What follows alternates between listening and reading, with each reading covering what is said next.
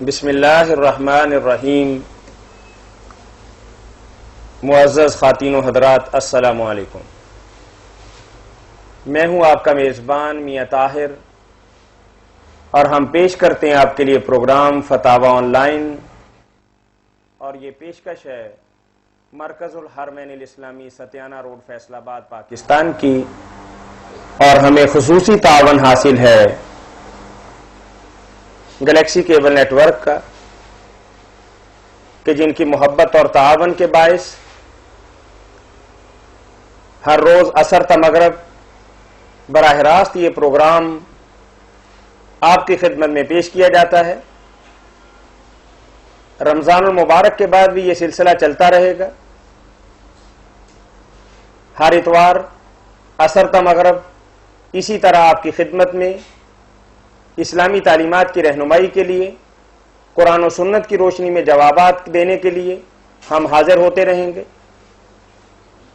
اور حسب سابق اس پروگرام کی طرح رمضان المبارک کے بعد بھی ہونے والے پروگرامز میں آپ کی طرف سے آنے والی فون کالز اور براہ راست پوچھے گئے سوالات کے جوابات مرحمت فرمانے کے لیے ہمارے ہاں تشریف فرما ہوں گی ملک کی ممتاز اور مایہ ناز علمی اور فکری شخصیت، مدبر محقق، متعدد کتابوں کے مصنف و مؤلف، وحدت امت کے داعی، عرصہ 25 برس سے جامعہ محمدی کریمیہ میں قال اللہ اور قال رسول کی صدائیں بلند کرنے والے، میری مراد مفتی اعظم پاکستان محترم مولانا محمد اسحاق مدد ذلہ العالی ہیں۔ فتاوی آن لائن ہمیں کال کرنے کے لیے ٹول فری نمبر نوٹ کر لیں۔ ہمارا ٹول فری نمبر ہے 08000111777۔ یاد رہے کہ یہ پروگرام رمضان المبارک کے بعد بھی حسب معمول چلتا رہے گا۔ ہم ہر اتوار عصر تا مغرب آپ کی دینی رہنمائی کے لیے حاضر ہوتے رہیں گے۔ ہمارا ٹول فری نمبر دوبارہ نوٹ کر لیں 08000111777۔ جی مولانا، چونکہ اندازہ بھی یہی ہے کہ کل شاید عید الفطر ہو جائے، اس حوالے سے ہم آپ کو بھی مبارکباد پیش کریں گے، اور اپنے ناظرین اور حاضرین کو بھی اس پر مسرت موقع پر خیر و برکت کی دعا کے ساتھ مبارکباد پیش کریں گے، اس دعا کے ساتھ کہ اللہ تعالیٰ ایسی عیدیں ہمیں دکھائے، اور رمضان المبارک کے بعد اور رمضان المبارک کے حقوق پورے کرنے کی اللہ تعالیٰ ہمیں توفیق عنایت فرمائیں۔ جی السلام علیکم۔ السلام جی بھائی، سر کی حال ہے؟ جی الحمدللہ سر خیریت ہے؟ جی الحمدللہ۔ سر لقمان بول رہا ہوں حسن پورے محلے جو۔ جی فرمائیے بھائی۔ مفتی صاحب نے پوچھنا جی، سر نماز پڑھن لگیا کوئی نہ کوئی خیال ہے، کوئی نہ کوئی خیال ذہن جا جاتا ہے، یہ متعلق ہی پوچھنا ہے، مطلب کی ہونا چاہیے؟ لقمان بھائی، آپ نے جو بات پوچھی اس کے بارے میں ذہن میں بٹھانے کی بات یہ ہے کہ جب اللہ تعالیٰ نے یہ بوجھ ہم پر نہیں ڈالا کہ ہم ایسی نماز پڑھیں جس میں کوئی خیال نہ آئے، جی جی، تو ہم خواہ مخواہ اپنے بوجھ کو کیوں بھاری کر لیتے ہیں، اور جب وہ نہیں ہو اٹھایا جا سکتا تو پھر پریشان ہوتے ہیں۔ دین کا یہ مطالبہ مجھ سے اور آپ سے نہیں ہے کہ نماز ایسی پڑھیں جس میں کوئی خیال نہ آئے۔ ظاہر ہے جب ہم کام کاج میں لگے رہتے ہیں تو اس میں سے نکل کر نماز کی طرف جائیں گے تو خیالات تو وہ سارے آتے رہیں گے۔ دین میں کوئی نہیں ایسے روکا گیا، صرف یہ ہونا چاہیے کہ جہاں تک میرے اور آپ کے بس میں ہم کوشش کریں کہ جو کچھ پڑھ رہے ہیں نا اس کو سمجھنے کی کوشش کریں۔ اگر محنت کریں تو زندگی بھر میں 1-2 صفحے کی تو یہ ساری نماز ہے، اس کے معنی یاد کر لیں، وہ ذہن میں رکھیں، اور ایک تدبیر یہ کریں، بہت آزمودہ نیک رو لکھی ہے کہ اگر وہاں کوئی شخص ڈسٹرب نہیں نہ ہو رہا، سویا نہیں یا نماز نہیں پڑھ، تو آپ نماز کوئی بھی ہو نا وہ ذرا اونچی آواز سے پڑھے، اتنی کہ آپ کے کانوں تک آواز آئے ساری، آپ پھر دیکھیں گے نہ وسوسہ آئے گا، ماشاءاللہ بالکل نماز جو ہے اس کی طرف توجہ رہے، کیونکہ کان ایک وقت میں ایک طرف ہی توجہ کر سکتے نا، یہ بالکل طے شدہ بات ہے لقمان بھائی۔ اگر کرنا شروع کر دینا تھوڑی آواز سے، اونچے نہیں، بس آپ دیکھیں گے کہ دھیان ادھر رہے گا، اور مانا جو ہے ان کی طرف بھی دھیان کرنا چاہیے کہ میں جو پڑھ رہا ہوں سمجھوں کہ اپنے اللہ تعالیٰ سے کیا عرض کر رہا ہوں، تھوڑی سی محنت کر کے 2-4 دن میں یہ دعاؤں کے معنی یاد کر لیے جائیں۔ اور ایک بات جو اللہ کے رسول علیہ السلام نے فرمائی بہت عمدہ ہے، ٹھیک ہے ہم بشر ہیں، ہر وقت نہیں اس پر عمل کر سکتے، مگر آپ نے فرمایا کہ لوگوں جب تم نماز کے لیے کھڑے ہو نا فصلی صلاۃ مؤذن، جی تو جی اس وقت صرف اتنا سوچ لو اللہ اکبر کہنے سے پہلے کہ شاید میری یہ دنیا میں آخری نماز ہے، ہاں جی ہاں جی ہاں جی ہاں جی میں رخصت ہو رہا ہوں دنیا سے۔ یہ خیال آ جائے گا تو آپ خود سوچیں، اتنا کلمہ ہی کافی ہے کہ خیال کہاں سے آئیں کوئی گے، اور شک بندہ توجہ سے پڑھے گا کہ بعد میں شاید اللہ تعالیٰ نے موقع دینا ہے، یہ نماز ہاں اچھی کوئی ہے۔ شک نہیں، کوئی شک فصلی صلاۃ مؤذن، ایسی نماز پڑھ جیسے دنیا سے رخصت ہوتے ہوئے کو پڑھتا۔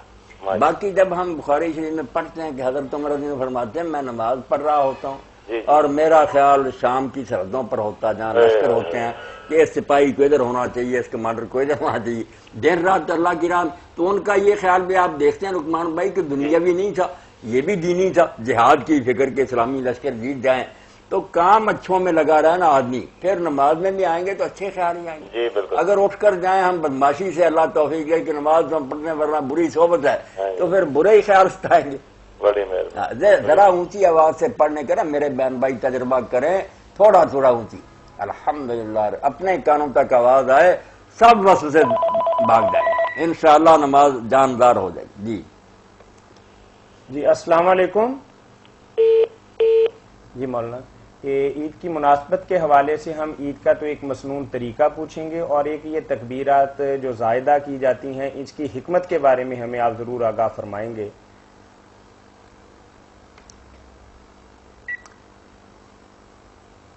جی مولانا۔ اسلام سے پہلے مدینہ منورہ میں دو تہوار منائے جاتے تھے، نوروز اور مہرجان۔ اللہ کے رسول علیہ السلام جب تشریف لائے تو آپ نے فرمایا کہ اللہ نے ان دونوں کی بجائے تمہیں دو تہوار نئے دے دیے، چھوڑو نوروز اور مہرجان کو، یہ کیا ایرانی تہوار تم مناتے ہو، عید الفطر اور عید الاضحیٰ۔ ایک روزوں کی بات ختم ہوئی، نیا چاند چڑھا، اہل اسلام میدان میں پہنچ گئے، کھلے میدان میں جہاں بالکل اب تو لوگوں نے نا بہت عیدگاہیں بنا لی، وہاں بھی سب درخت وغیرہ، رسول اللہ تو کھلے میدان میں جا کر پڑھتے تھے، مسجد نبی کو چھوڑ کر، یہاں نہ کوئی دیوار نہ کوئی عمارت، کھلا میدان بالساہرہ۔ قرآن کہتا وہ میدان یاد ہے جب نیند اڑ جائے گی، کوئی سایہ نہیں ہوگا، سورج سر پر ہوگا، قیامت کا دن ہوگا، اللہ تخت پر ہوگا، تم اس کی عدالت میں کھڑے ہوگے۔ یہ جنگل میں جانا، صحرا میں اور کھلی جگہ پڑھنا آخرت کی یاد دلانا، اس طرح ہی پیشی ہو جائے گی، اور دیکھا جائے گا جیسے ان 30 دنوں یا 29 دنوں کے بارے میں اللہ تعالیٰ دیکھے گا کون ہے جنہوں نے روزے رکھے، کون ہے جنہوں نے نمازیں پڑھی، ان کی تو عید ہے، لمن قبل اللہ صیام القیامہ۔ امیر المومنین علیہ السلام فرماتے ہیں عید تو اس کی ہے جس کے روزے قبول کر لیے اللہ نے، رات کا قیام قبول کر لیے، یہ صرف کھانے پینے کا نام ہے وہی ہماری عید کا دن جو تیری یاد میں گزرتا ہے۔ کوئی دن بھی اگر اس طرح گزر جائے سارا کہ آدمی اللہ سے غافل نہ، نیک کام کرتا رہے، وہ عید ہی۔ اور عید کے دن میں اگر بدماشیاں کرے اور پکڑا جائے، کیا عید ہے اس کی؟ کوئی خوشی نہیں، وہ سزائے موت کا مستحق، پھانسی کا آٹا ہے اس کے لیے۔ تو عید جو ہے دو عیدیں۔ اب لفظ طاہر صاحب نے کہا، بہت اچھا سوال کیا، عید جو ہے عین واد دال سے نکلا، عربی میں اصل اس کا جو ہے نا مادہ، روٹ عین واو دال، لفظ کیا افدن، پھر عربی زبان کے مطابق جیسے کوبلا بدل کر کیلا ہو گیا، افدن بدل کر عیدن ہو گیا، لفظ عین و دال ہے، اور لوٹ کر آنا۔ یہ کیا لوٹ کر آتا ہے؟ کئی لوگوں نے کہا سال کے بعد ہر روز آتا ہے، پھر یہ تو کوئی بات نہیں، یہ تو ہر دن اس طرح لوٹ کر آتا، سوموار بھی آتا، منگل بھی آتا، نہیں، کیا لوٹ کر آتا؟ آدھا کے ساتھ جب بے لگ جاتی ہے تو اس کا مطلب ہوتا ہے کوئی نعمت لانے والا، تو اس دن اللہ تعالیٰ کی اس کو کہتے ہیں عائدتن، انعامات، تو یہ دن اللہ تعالیٰ کے انعامات کا دن ہے، بے شمار رحمت اہل ایمان پر نازل ہوتی ہیں، اس لیے عربی زبان میں اللہ کے رسول نے ان کا نام عید تجویز کیا کہ یہ وہ دن ہے جس میں اللہ تعالیٰ یعود برحمتہ علی عباد، اپنی رحمت اور نعمتوں سے اپنے بندوں کی طرف لوٹتا۔ اور اب اس دن میں اللہ تعالیٰ نے دو باتیں رکھ دی، کیا بیان کروں، سارا وقت ہی اس میں رکھ، میں نے کہا تھا بچوں خطبہ پر رکھو کہ حضور صلی اللہ علیہ وسلم نے فرمایا کہ مومن جو ہے وہ دو خوشیاں ہیں اس کے لیے، صائم فراتان، روزہ دار کے لیے دو خوشیاں، عند لقاء ربی، جب وہ اپنے رب سے ملے گا وہاں بھی خوش ہوگا، وعند فطر، جب وہ افطار کرتا۔ اب ہمارا جو عید کا دن عید الفطر، روزہ نہیں رکھنا، اس دن بھی جی السلام علیکم. جی مولانا. وہ قیامت کے دن جو اللہ کی ملاقات ہے نا وہ تو ہوگی انشاءاللہ، مگر دیکھیں کہ عید کے دن یہی حدیث پاک کے دو خوشیاں، اپنے رب سے ملاقات اور فطر کہ روزہ نہیں رکھنا، کھل گیا روزہ. عید کے دن یہ دونوں کام ہیں، اللہ سے ملاقات، نماز. کھڑے ہو جاؤ اس کے سامنے جا کر، نماز اللہ کی ملاقات.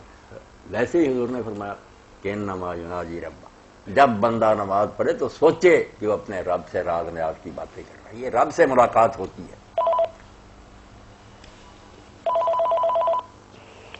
السلام علیکم. وعلیکم السلام ورحمۃ اللہ. جی بھائی فرمائیے. میرا سوال اصل میں یہ ہے کہ آج کل جو یورپ کے جو ان کے علمی ادارے ہیں وہ اسلام پر بھی بڑی ریسرچ کر رہے ہیں. جی جی. تو اس لحاظ سے میرا جو ان کے کچھ جینون ایسے اسلام پر سوالات ہوتے ہیں کہ جن کو پڑھ کر سن کر عام آدمی جو ہے وہ کنفیوژن کا شکار ہوتا ہے. جی ٹھیک ہے. ان میں سے ایک جو بڑا اہم سوال ہے وہ یہ ہے کہ انہوں نے یہ سوال اٹھایا ہے کہ جب قیامت کے دن سارے کے سارے انبیاء کے پاس لوگ جائیں گے اور ہر نبی جو ہے وہ کہے گا کہ آپ نبی صلی اللہ علیہ وسلم کے پاس جائیں، اور وہ کہتے ہیں سب سے آخر میں نبی صلی اللہ علیہ وسلم کے پاس جائیں گے. تو ان کا یہ سوال یہ تھا کہ آخر نبی صلی اللہ علیہ وسلم کی ذات ہی کیوں ہے کہ جس کے پاس ساری کی ساری امت جائے گی. جس طرح کی وہ خامیاں دوسرے نبی بتائیں گے کہ ہم سے یہ غلطی ہوئی یہ غلطی ہوئی، ایسی جو غلطیاں ہے وہ قرآن مجید میں بھی نبی صلی اللہ علیہ وسلم سرزد ہوئی اور اس کا شاہد قرآن بھی ہے. تو میں مولانا سے پوچھنا چاہتا ہوں کہ مولانا کہ صرف نبی صلی اللہ علیہ وسلم کی ذات میں ہی ایسی خوبیاں خصوصیات کیا ہے کہ صرف حضور کے پاس ہی ساری کی ساری امت جائے گی؟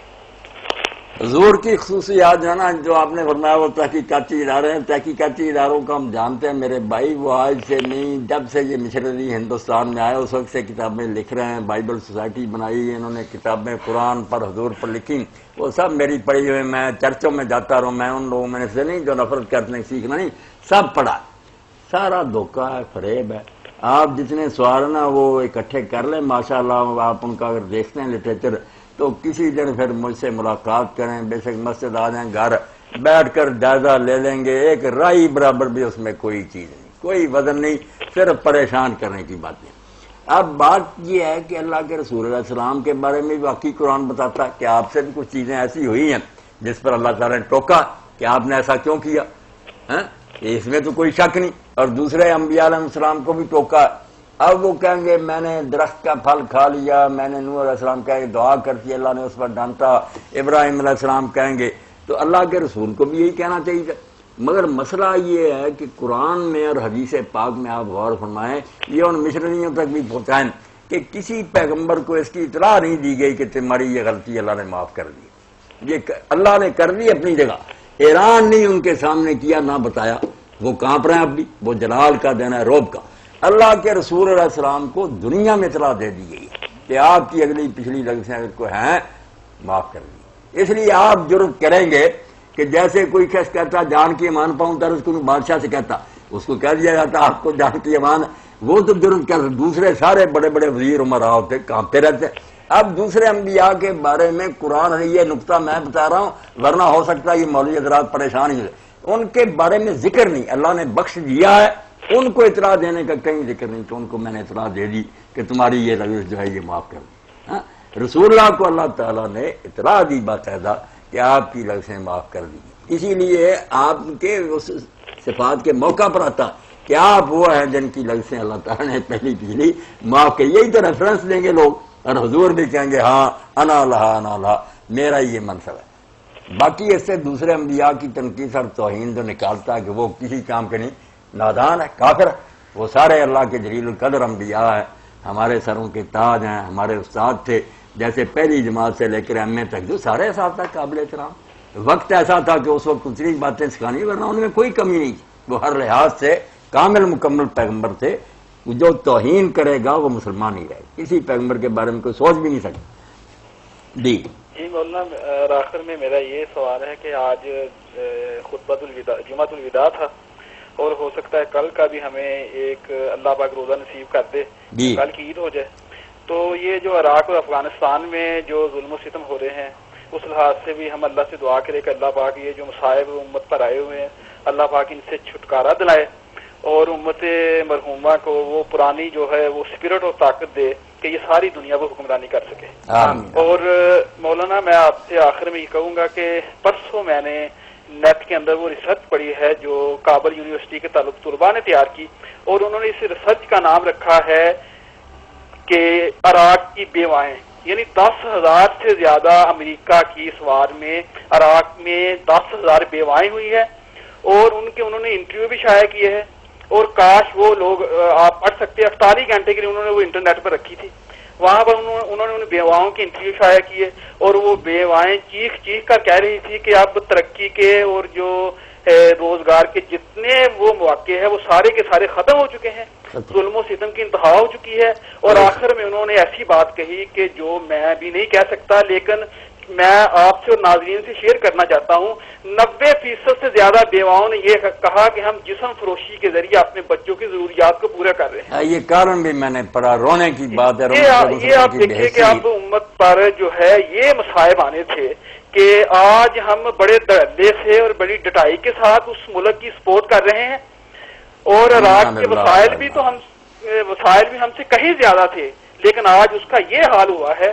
اور آج ہم جو ہے اس کی سپورٹ جو ہے امریکہ بہادر کی بڑے دہلیز کر رہے ہیں. اللہ سے دعا کرنی چاہیے کہ اللہ پاک ہمیں اس کے شر سے بچائے.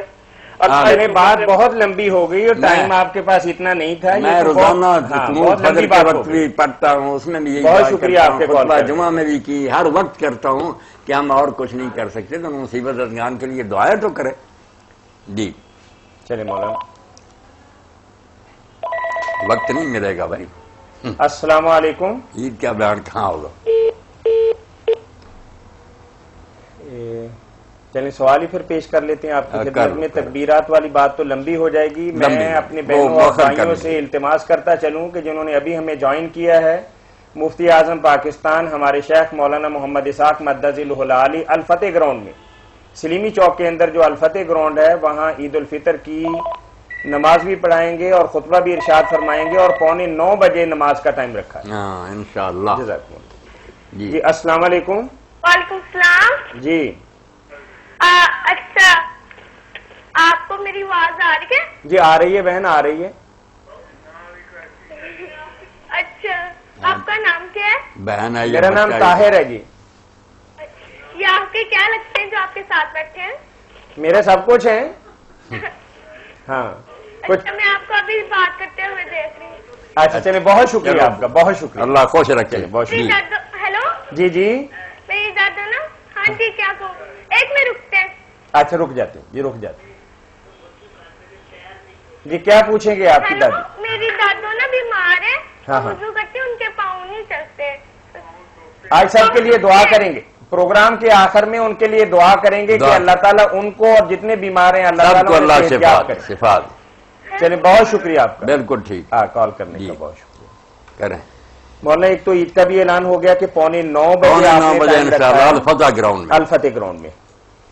مولانا بعض اوقات شادی کے بعد کچھ ایسے مسائل پیدا ہو جاتے ہیں جن کا والدین کے پاس، دونوں فریقوں کے پاس کچھ حل نہیں ہوتا. تو اسی طریقے سے ہمارے پاس ایک سوال آیا ہے، بھائی نے بھیجا ہے، اور وہ کہتے ہیں کہ شادی سے قبل ہونے والے میاں بیوی اپنا میڈیکل چیک اپ کروا سکتے ہیں تاکہ جسمانی طور پر وہ یہ دیکھ سکیں کیا وہ اس قابل ہیں کہ صاحب اولاد ہو سکتے ہیں؟ نہیں، اس میں کوئی حرج. یہ اگر چیک اپ کرا لیا جائے، تسلی ہو جائے کہ اولاد کے قابل ہیں، کیونکہ نکاح کا ایک بہت بڑا مقصد تو یہ بھی ہے نا کہ اللہ پاک اولاد دے، امت مسلمہ کا سلسلہ چلتا رہے. تو ایسا چیک اپ کرانے میں کوئی حرج نہیں، دین کو اس پر کوئی اعتراض نہیں. بہت اچھی بات. بعد میں جو روتے رہیں گے کہ یہ تو نہیں، اس قابل میں کہاں پھنس گیا، یا یہ لڑکا ہی نہیں، اس اہل نہیں، تو یہ چیک اپ بالکل کرا سکتے. اچھا چلے مولانا، بہت خوشی کی بات ہے کہ ہمیں بے شمار ٹیلی فون کالز کے ذریعے کچھ ہمارے پروگرام کی تعریف و توصیف کے حوالے سے، کچھ اس خوبی کے حوالے سے، کچھ آپ کے جوابات دینے کا خوبصورت انداز، اس کے حوالے سے ہمیں کال کرتے ہیں، لیکن ہم بہت زیادہ اس کو نہیں دہراتے چونکہ آج ہمارا آخری دن ہے. ہم بھی یہ چاہتے ہیں کہ بہن بھائی جو بڑی محبت کے ساتھ ہمارے اس پروگرام کو دیکھتے ہیں اور وہ آپ تک یہ بات پہنچانا چاہتے ہیں کہ ہم آپ کے پروگرام سے الحمدللہ اور ایک بھائی نے تو بہت ہی اچھی بات کہی، اس نے کہا کہ 5-7 دن شروع کے تو میں نے دیکھا کہ ایک بابا جی ٹیلی ویژن پر آتے ہیں اور بڑی تفصیلی گفتگو کرتے ہیں، اور اس نے کہا کہ میں نے سنا انسنا کر دیا، 8-10 دن اسی طرح گزر گئے، تو پھر میں نے کہا کہ چلیے ایک دن سن ہی لیتے ہیں کہ بزرگ کہتے کیا ہیں، اور کہتا ہے کہ اس دن کے بعد آج تک میں اس پروگرام کو مس نہیں کرتا، اور کہتا ہے میں اپنے اوپر افسوس کا اظہار کرتا ہوں، کاش کہ میں نے ابتدائی دنوں سے اس پروگرام کو جوائن کیا ہوتا تو الحمدللہ 29 دنوں یا 30 دنوں کے اندر میرے نماز اور روزہ کے مسائل بہت حد تک حل ہو گئے ہوتے، اور میں ایک کامل اس کے بارے میں معلومات رکھ سکتا اور میرے پاس ہوتی اگر میں شروع دن سے اس کو دیکھ رہا ہوتا۔ تو الحمدللہ بے شمار بہن بھائی اس حوالے سے آپ کو فون بھی کرتے ہیں۔ میں سب بہن بھائیوں کے لیے دعا گو ہوں کہ اللہ اس دنیا میں انہیں خیریت سے رکھے، آخرت میں بھی اللہ کے رسول علیہ السلام کا ساتھ ہم سب کو نصیب ہو، اور میری یہ جو کوشش ہے حقیر سی اللہ تعالیٰ کی توفیق سے میں کیا کر سکوں، یہ سب اللہ کا انعام ہے، اللہ تعالیٰ قبول فرمائے، اور میاں طاہر اور سارے ساتھیوں کو بھی اللہ جزا دے جو یہ اہتمام کر رہے گلیکسی والوں کے سب کے لیے بھی، انہوں نے بھی ہمارا بڑا ساتھ دیا، ان کی وجہ سے یہ لائیو پروگرام چل رہا ہے۔ اسی طرح دوسرے ساتھی جو سیڈی سناتے ہیں سب کو اللہ برکت دے، خیریت سے رکھے۔ جزاکم اللہ۔ یعنی آپ نے اس حوالے سے فرمایا ہے کہ ہونے والے دونوں میاں بیوی اپنا میڈیکل چیک اپ آئندہ کی زندگی کے حوالے سے کرانا چاہیے، بالکل ٹھیک ہے یہ بات، اس میں کوئی حرج نہیں۔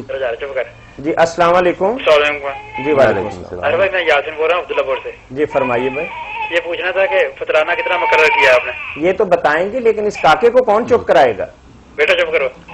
ہاں اس کو چپ کروائیں نا آپ پہلے۔ یہ کاکے جو ہے انہوں نے بولنا ہوتا، کوئی بات نہیں، گھر میں رونق ہے، اللہ کے دیے پھول ہے، روزے کی افطاری کے سلسلے میں ماں اس کی مصروف ہے۔ ہاں صحیح بات ہے۔ نہیں کوئی بات نہیں، یہ بچے گھر میں رونق ہے، اللہ تعالیٰ سب کو نصیب کرے۔ کبھی کبھار آپ بھی کچن کا کام کیا کریں، کیا کریں، آفس کا بھی کام بھی ہم کرتے ہیں، گھر کا بھی ہم ان کرتے کی ہیں۔ ماں کے ساتھ بھی وہ آپ کو جواب دینے سے پہلے میرا دل کرتا ہے کہ آج ہمارا پروگرام کافی کھلا ڈلا ہے، میں ایک لطیفہ آپ کو سنا دوں کہ ایک میاں نے اپنی بیوی سے کہا کہ آج باہر کھانا کھاتے ہیں، تو بیوی نے کہا کہ میں اچھا نہیں پکاتی، تو میاں کہتا کہ بھائی تم تو بہت اچھا پکاتی ہو، ہم برتن مان مان کے تھک گئے۔ چلے کوئی بات نہیں بھائی، فرمائیے۔ کوئی بات نہیں، ساتھ دینا چاہیے، اللہ کے رسول علیہ السلام گھر میں سب کام کرتے تھے، اس میں کوئی آر نہیں سمجھ رہی۔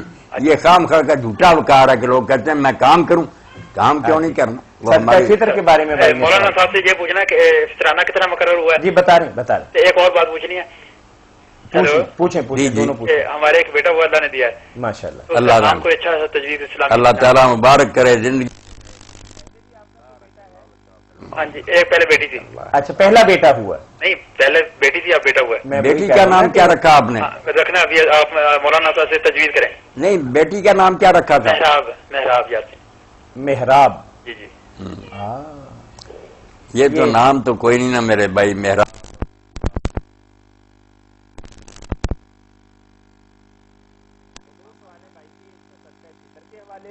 اور ایک بیٹا، اس کی مبارکباد ہم نے دے دی آپ کو، اللہ اس کی عمر دراز کرے، نیک اور صالح بنائے۔ میرے بھائی صدقہ فطر کے بارے میں سب لوگ پوچھ رہے ہیں، سمجھنے کی بات تو یہ ہے کہ قرآن کہتا ہے کہ فدیۃ طعام مسکین، اتنا دو ایک مسکین کو کہ 2 وقت کا کھانا وہ کھا سکے، درمیانے درجے کے۔ اب ہم اس وقت کا پوچھتے رہے کہ اس وقت 1.25 کلو گندم تھی یا 2.5 کلو جو تھے، وہ اس دور میں شاید وہ 4000 کے ہوں گے، مگر اس دور میں 1.25 کلو گندم کیا کچھ نہیں، اس سے 20 روپے سے کیا۔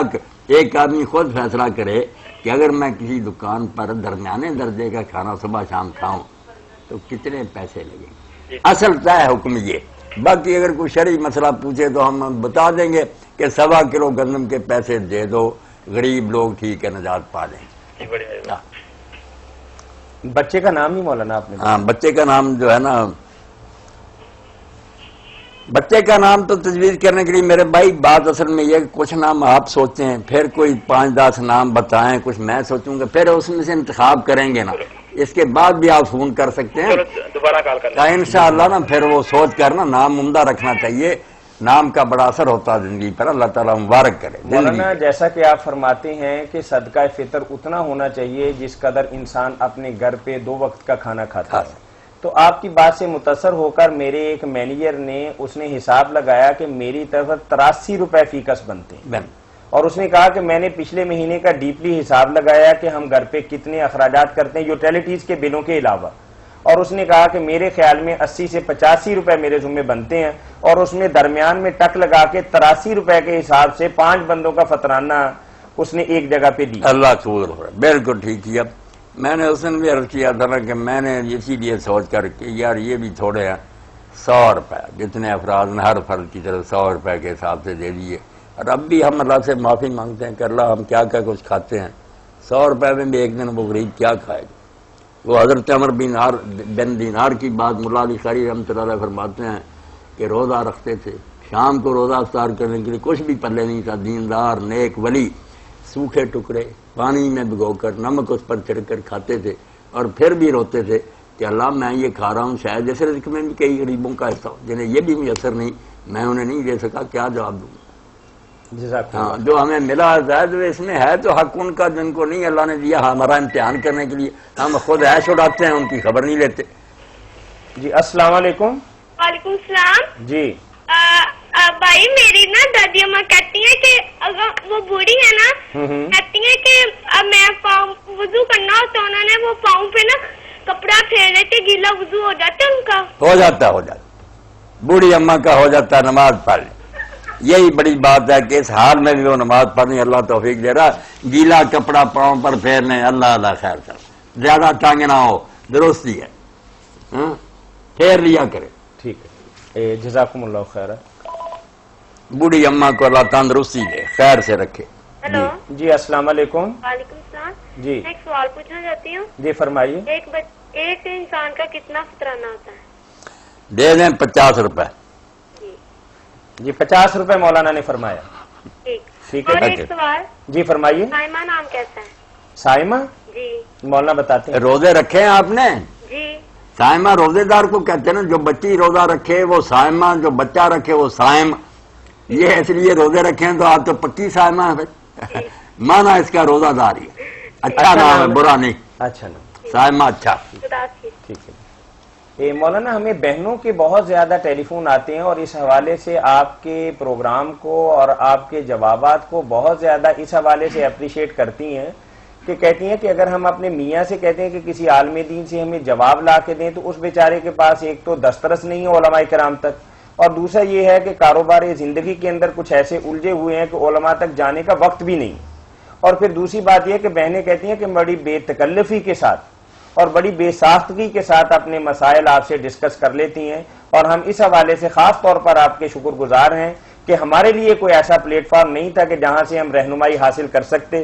اللہ تعالیٰ آپ کی عمر دراز فرمائے اور آپ کو مزید اس کام کے اندر یہ سب میری بہنیں ہیں، بچیاں ہیں، کوئی مائیں ہیں، ان سب کے لیے میری دعا، اور ان کو بالکل میری طرف سے کھلی اجازت ہے کہ جو جی چاہے پوچھیں، اگر ہم ان کو نہیں بتائیں گے تو یہ بیچاری کہاں سے سیکھیں گی، اس لیے کوئی بات نہیں، کھلے دل سے پوچھیں، انشاءاللہ میں ان کی رہنمائی کرتا رہوں گا، اللہ ان کو خوش رکھے دنیا اور آخرت میں۔ السلام علیکم۔ وعلیکم السلام جی، مولانا صاحب سے پوچھنا تھا جی، میاں صاحب جی فرمائیے بھائی۔ پوچھے سلیم بچہ صاحب۔ چھوٹا 9 سال کا، اس نے آج روزہ رکھا تھا، جی بھول کے اس نے پانی پی لیا، اسے منع کیا بھی یہ تو آپ نے بھول کے پی لیا، کوئی بات نہیں، اس نے سمجھا کہ شاید میرا روزہ ٹوٹ گیا، اس نے پھر پی لیا، پھر اسے روکا تم نے کیوں پیا؟ آپ نے کہا نہیں تھا، کہتا ہے کہ جی روزہ میرا ٹوٹا، ہم نے کہا نہیں آپ کا روزہ نہیں ٹوٹا، آپ نے تو بھول کے پیا تھا، تو اب اس کا روزہ ہے یا اب ٹوٹ گیا؟ اس کا تو ہے روزہ، اگر پہلے بھول کر پی لیا، بعد میں اس بچے نے بیچارے نے سمجھا ٹوٹ تو گیا میں پی رہے، کوئی نہیں، پہلے نسیان میں تھا بھولا، پھر جاہل تھا کہ دین نہیں جانتا تھا، کوئی بات نہیں، اس کا سب ٹھیک ہی ہے، اور اگر وہ جان بوجھ کر بھی سلیم صاحب توڑ دے تو اس پر کوئی کفارہ نہیں عائد ہوتا، یہ تو مشق کراتے ہیں نا ہم، کس کو عادت پڑ جائے، احکام جو لاگو ہوں گے نا وہ کفارے وغیرہ کے، وہ تو بالغ ہونے کے بعد، بالغ جب شرعی ہو جائے گا پھر ہوتا ہے کہ توڑے تو، ان کی کوئی بات نہیں، رکھ لیں نبھا لیں، یہ چڑی روزہ بھی رکھ لیں، کئی بھی آدھا دن تک رکھ لیتے پھر ختم، اس کو کہتے ہیں ہم نے چڑی روزہ رکھا، کوئی بات نہیں، بچے خوش رہے، جتنا دین کی طرف آتے ہیں لائیں، آہستہ بوجھ نہ زیادہ ڈالیں کہ وہ ڈر جائے کہ یار انہوں نے شام تک مجھے بھوکا مار دیا اور پھر کبھی نام ہی نہ لے، یہ بھی خطرہ ہے، ایسے بچوں کو نہ رکھوائے جو بالکل توبہ کر جائے کہ پھر نہیں رکھیں گے۔ ہاں لمن عطا کا ہونا چاہیے، اتنی تو ہو جو اس میں ہمت کے وہ نبھا سکے۔ جی خوش رکھے اللہ پاک۔ جی اچھا مولانا، اسی سے سوال ہے کہ بچے صبح بڑے شوق سے روزہ رکھتے ہیں لیکن اسکول میں جا کے جب دوڑ لگاتے ہیں نا تو واپس آ کے بڑے گرے پڑے ہوتے ہیں، اور کوشش کرتے ہیں کہ کھانے کو ماں دھکے سے ہی انہیں دے دے تاکہ روزہ بھی پورا ہو جائے. دے دینا چاہیے بالکل. السلام علیکم. بیماری نہ ہو جائے تو صحت نہ ان کی برباد ہو جائے. جی السلام علیکم. وعلیکم السلام. السلام علیکم. وعلیکم السلام ورحمۃ اللہ. کوشچن تھا آپ سے پوچھنا ہے سود کے بارے میں کہ اصل میں سود کی کیا ڈیفینیشن ہوتی ہے, سود کی تعریف کیا, اور اس کے ساتھ یہ کہ کیا ہم بینکوں سے 5 یا 10 سال قرضہ لے سکتے ہیں جو کہ مطلب سود بیس ہوگا, اس کے اوپر کچھ زیادہ ادا کرنا پڑے گا. قرض لینا جو ہے اسلام میں آپ پھنسنا چاہتے ہیں تو پھنسیں, آپ کی مرضی. توبہ توبہ. میرے تو جو ساتھی ہیں نا بینکوں میں افسر ہیں وہ کہتے ہیں مولانا ہمارے چکمے میں نہ آنا, ہم پہلے بہت سبز باغ دکھاتے ہیں, جب قابو آ جائے پتا تو پھر چلتا. بینک سے جان نہیں چھوٹتی کسی کی, قریب بھی نہ جائیں, بھوکے مر جائیں, ان سے نہ کوئی لیں. اور جو سود کا آپ نے پوچھا یہ کوئی اتنی پیچیدہ بات نہیں, لوگوں نے خام خواہ زیادہ کی. علماء سود کی تعریف ہی نہیں کر سکے. تعریف کیا کرنی, سادہ سی بات ہے کہ آپ جب رقم سے رقم کمائیں گے نا, کاروبار میں نہیں لگائیں گے, رسک نہیں لیں گے, کوئی دھندا نہیں کریں گے, صرف پیسے کسی کو دے دیا اور اس پر بیٹھ گئے کہ اس پیسوں پر اتنے پیسے مجھے ملتے رہیں. پیسوں سے پیسے کمانا یہ سود ہے, بالکل حرام ہے, اس کا کسی کو حق نہیں ہے. تجارت کرے, دکانیں کھولے, کارخانے بنائے, کوئی کاروبار کرے جس میں نفع بھی ہو سکتا ہے کبھی نقصان. وہ تو ایک جہاد ہے نا, بڑی قربانی ہے کہ شاید نقصان ہی ہو جائے. یہ متعین کر کے نفع لینا, صرف نفع کے گاہک بننا, نقصان کے ہم ٹھیکے دار نہیں, یہ کوئی کاروبار ہے. دنیا میں سارے کاروبار کرنے والے لوگ خطرے میں ہیں کہ نفع ہو یا شاید ڈوب جائیں. یہ آرام سے جھونک بیٹھ جاتی ہے کہ خون چوستی رہتی ہے, اس کو کوئی پرواہ نہیں, ملک ڈوب گیا. بلکہ عام لوگوں کو قرضہ تو لگ رہا ہے, یہ قوم کو بھی قرضہ اگر جنگ کے دوران دیتے ہیں تو اس کا بھی تاوان لیتے رہتے ہیں. دشمن ہوتے ہیں قوم و ملت کے کہ جنگ بھی ختم ہو گئی, 100 سال 200 سال قوم جو ان کو سود ادا کرے. حرام ہے, قطعاً حرام. اسی لیے حضور نے فرمایا 30 سے بھی زیادہ زنا کرنے سے سود جو نا اس کا گناہ زیادہ. جی بھائی فرمائیے. اس کے ساتھ کوشچن ہے میرا, مطلب ہے ایک چھوٹا سا معاملہ آپ کے سامنے رکھتا ہوں کہ اگر میں 10 سال پہلے کسی سے کوئی چیز لی تھی, سپوز میں نے کسی سے مطلب سونے کی کوئی انگوٹھی لی تھی, اس کی قیمت اس وقت 1000 روپے تھی, تو آج اس کی قیمت جو ہے وہ 10,000 روپے ہے, اسی سونے کی اتنے ہی سونے کی انگوٹھی کی قیمت. تو کیا آج میں اس کو واپس کرنا چاہوں تو اس پہ 1000 روپے دوں یا 10,000 روپے دوں؟ یہ باتیں جو نا ڈیویلیویشن کی ان کا کوئی فائدہ نہیں. اگر اللہ ایسا وقت لائے قیمتیں نیچے آ جائیں پھر کیا اس کو زیادہ دیں, کوئی نہیں, نہ زیادہ نہ کم کی باتیں نہیں کرنا چاہیے. اور اگر بالکل کوئی آدمی معیشت میں ہی پھنسا ہوا ہے نا, دنیا ہی اس کے سامنے, تو وہ پھر یہ کرے کہ اس وقت جب لین دین ہو نا قرضے کا تو پیسوں کو ختم کر دیں دونوں, جا کر اس کا ریٹ معلوم کریں کہ سونا اس کا کتنا آتا, سمجھ لیں کتنا سونا میں نے اس کو کر دیا, اور جب واپسی کا موقع ہے تو اتنا ہی کر سونا اس سے. بھائی بھی یہی کہہ رہے ہیں کہ میں نے زمانہ ہے 10 سال پہلے اس سے سونے کی انگوٹھی لی تھی, تو سونے کی انگوٹھی آپ واپس کریں نا اتنے ہی وزن کی.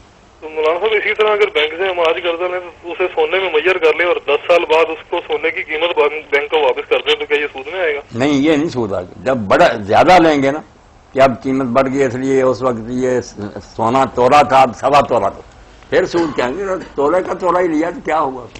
نہیں بھائی, اسے اپنے سود کے حوالے سے سوال کر رہے ہیں کیونکہ جیسے ڈی ویلیویشن والی بات آپ نے کی ہے, وہ بھائی بھی یہی بات کہہ رہے ہیں. بالکل اسی طرح کی نہیں, سونا کی ڈی ویلیویشن کوئی نہیں. سونا اور چاندی جو ہے یہ تو اصل نقد ہے نا, باقی ریٹ جو ہے ان پر دیکھے جاتے ہیں. یہ تو لوگ خود ان کو خواب کا کہتے ہیں ان کی قیمتیں بڑھ گئی, یہ بذات خود نقدین ہے. باقی جو قیمتیں ان کے حساب سے مقرر ہوتی تھی, یہ جو ہے نا کاغذ کے سکے دوئے سب لانا شروع کر لی. اصل جو قیمت جو ہے وہ سونا اور چاندی ہے, پوری دنیا میں یہ اللہ نے پیدا کی ہے. ان کی ڈیویلیویشن کوئی نہیں ہوتی, جب اتنا یہ دے دیا اتنا ہی لے لیا. اس کو قیمت کا کیا فرق پڑا, قیمت گڑی یا بڑی, تولا دیا تھا تولا لے لیا. جی السلام علیکم. السلام علیکم. جی وعلیکم السلام ورحمۃ اللہ. میں بول رہا ہوں حزیر مقبول. اچھا چلے بولیے بھائی, فرمائیے کیا کہیں گے آپ ہمیں. حضور کی کتنی بیوی, حضور کی کتنی بیوی ہیں اور ان بیویوں کے کیا نام ہے؟ یہ اتنا لمبا سبق آپ نے بچہ کیا پڑھنا, اگر کوئی بڑا ہے تو پوچھ لیتا, آپ چھوٹے سے بچے ہیں, نہ آپ کو بیوی کا پتہ نہ حضور کی. کیا کرتے ہیں آپ لوگ. بے ساری دنیا جانتی حضور کی 11 بیویاں تھیں, 2 زندگی میں فوت ہو گئی, 9 وفات کے وقت تھی. ان کے نام اب میں بتاتا رہوں, کیا ملے گا؟ چھوٹی چھوٹی کتابوں میں لکھی ہے. یا وہ بات پوچھیں جو ملتی نہیں یا سمجھ میں نہیں آتی. ہلو جی السلام علیکم. جی وعلیکم السلام. جی مولانا صاحب سے یہ پوچھنا تھا جی کہ اگر کسی سے پیسے پکڑے ہوں ہاں ہاں اور اس سے بندہ کاروبار کر رہا ہو جی بالکل. اور اس کے عوض اس کو بندے کو ماہانہ بھی دیتا ہو تو ہاں. وہ پھر زکوٰۃ وہ بندہ دے گا یا جس نے پکڑ کے کام کر رہا ہے وہ دے گا؟ یعنی کہ اس کو ماہانہ بھی دے رہا ہو. ماہانہ کی تو جو آپ گنجائش دے نہیں رہے ہے. ہیں کاروبار کرتے ہیں آپ؟ جی کاروباری پروفٹ دیتے ہیں ماہانہ یا لمسم دیتے ہیں؟ نہیں کاروباری طور پر. مولانا کچھ لوگ کاروباری طور پر ایک دوسرے کے مطلب شریک تو ہو جاتے ہیں لیکن وہ کہتے ہیں کہ بھائی مجھے ہر مہینے تم 5 یا 10 ہزار روپے دیتے رہو, سال کے بعد جب حساب کرو گے اگر میری طرف کچھ نکلتے ہوں گے تو میں دے دوں گا, اگر منافع میں سے کچھ بچتے ہوں گے تو میں لے لوں گا, تاکہ گھر بھی چلانا ہے نا. اسی طریقے سے دیتے ہیں آپ؟ نہیں آپ بات نہیں میری سمجھیں کہ دیکھیں نا, فرض کریں آپ ہیں, ہاں میں نے آپ سے 2 لاکھ روپے پکڑے ہیں, ٹھیک آپ ہے. کو میں مہینہ کہتا ہوں کہ آپ کو میں منتھلی دیتا رہوں گا جو بھی یعنی کہ مجھے ریزنیبل ایک پروفٹ ملے گا, آپ کو مہینہ میں دے رہا ہوں, تو اس صورت میں نہیں زکوٰۃ دو آپ کی چیزیں ہیں طرف. بھائی, میں جو پوچھنا چاہ رہا ہوں آپ مہینہ دیتے ہیں, میرے پیسوں کا کرایہ دیتے ہیں یا مہینہ مجھے دیتے ہیں؟ کاروبار سے, کاروبار اگر کر رہا انکم سے دیتے ہیں نا آپ. جی. آپ اس کو ماہانہ تو نہ کہیں, ہر مہینے آپ کچھ لگے بدے پیسے دیتے ہیں تاکہ اس کے اخراجات چلتے رہیں, پھر سال 6 مہینے کے بعد آپ حساب بھی کرتے ہیں نا حساب کس چیز کا؟ پیسوں کاروبار کا, یا ہر مہینے ہی آپ کا حساب مکمل ہو جاتا ہے؟ نہیں حساب تو نہیں کرتے, یعنی کہ کہنے کا مقصد یہ ہے کہ دیکھیں نا آپ سے میں نے پیمنٹ لیا 2 لاکھ روپیہ, آپ کو ایک یعنی کہ اس لیے ہی آپ سے اس کنڈیشن میں ہے کہ آپ کو 2000 روپے ماہانہ دوں گا, جی یہی شکل ہے پھر تو. ہاں ٹھیک ہے, تو یعنی کچھ نہ کچھ آپ کو مہینہ دیں گے, ٹھیک ہے, اس کچھ صورت نہ میں کچھ زکوٰۃ نہیں. یہی تو بات آپ کلیئر نہیں کر رہے, جیسے مسئلہ واضح نہیں ہوتا کہ اگر آپ نے طے کیا کہ میں مہینے کا 2000 3000 آپ کو دیتا رہوں, نہیں فکس نہیں کیا. اگر فکس نہیں کیا, یہ ہے کہ نفع نقصان جو ہوگا اس میں سے دیکھا جائے گا اس نسبت سے, مقرر کوئی نہیں, نسبت سے آدھا یا تیسرا یا چوتھا آپ کا ہوگا. بات صاف ہونی چاہیے نا, جیسے ہمارے پلے بھی کوئی پڑے, اگر مقرر نفع تو سود ہی ہے, اس کا کیا پوچھنا. اگر مقرر نہیں, اس طرح ہے کہ بس حساب سے جو نفع ہوگا اس میں سے یہ حصہ ملے گا آپ کو, وہ ٹھیک ہے. یہی میاں طاہر پوچھ رہے ہیں کہ آپ اگر دیکھتے رہتے ہیں سال بعد, یہ کبھی جا کر حساب کرتے ہیں کہ نفع کتنا ہوا تھا, جو ریشو طے ہوئی تھی اس سے زیادہ لے لیے اس نے تو واپس لے, کم ہے تو اس کو اور دے. بات صاف ہو تو پھر پتہ چلتا نا کہ یہ نفع نقصان کا معاملہ ہے یا سود کا. اگر مقرر دے رہے ہیں سود والا معاملہ نہیں ہے. ہاں نہیں میرے بھائی, کچھ لوگ مارکیٹ میں ایسے کرتے ہیں کہ وہ کبھی 2500 دے دیتے ہیں, کبھی 2700, کبھی 2400 دیتے لگے بدے ہی ہیں, لیکن اگلے بندے کو تسلی دلانے کے لیے جی کبھی کم زیادہ ہو گئے ہوتے نہیں ہیں, وہ اپنے ذہنی طور پر کم زیادہ کرتا ہے.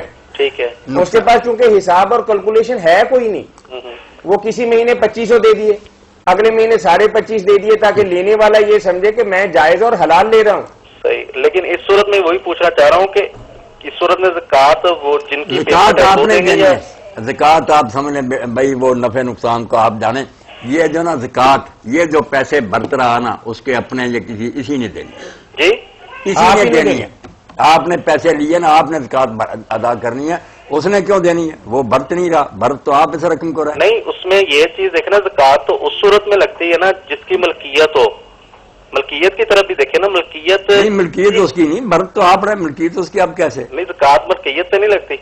نہیں, ملکیت تو اس کی نہیں نا, جو استعمال کر رہا رقم کو اس پر لگتی, تصرف. نہیں میرا خیال ہے, میرا تھوڑا سا سوال تو سمجھے نہیں ہے آپ. یہ دیکھیں ویسے زکوٰۃ بیسکلی طور پہ اگر دیکھا جائے تو جس کی ملکیت ہو, کوئی بھی پراپرٹی ہو, جائیداد ہو, سونا ہو, زیور ہو یا روپیہ پیسہ ہو, بیسکلی طور پہ تو زکوٰۃ اسی کے یعنی کہ لگتی ہے نا. آپ نے بات کو بہت لمبا کر دیا, ہم نے چھوٹی سی ایک بات پوچھی ہے, آپ اسے ابھی تک کلیئر نہیں کر سکے. اگر تو وہ آپ کا پارٹنر ہے کاروبار کے اندر, اچھا, وہ اپنے پیسوں کی زکوٰۃ وہ خود دے گا, آپ اپنے پیسوں کی دیں گے, لیکن آپ جو کنڈیشن بتا رہے ہیں یہ کچھ اور طرح کی ٹیڑھی شکل ہے. دیکھیں میں نے تو مثال دے کے واضح کی ہے کہ میں نے آپ سے لیے. آپ مثال نہ دینا, آپ حقیقت واضح کریں. آپ یہ صاف سمجھ کہ آپ بتائیں آپ کے مائنڈ میں کیا, آپ کیا پوچھ رہے ہیں. نہیں, آپ کو لمبی چوڑی بات نہ کریں, سیدھی سمجھ لیں کہ جو کوئی کسی رقم کو استعمال کر رہا نا, اس سے فائدہ اٹھا رہا, زکوٰۃ اس نے دینی ہے.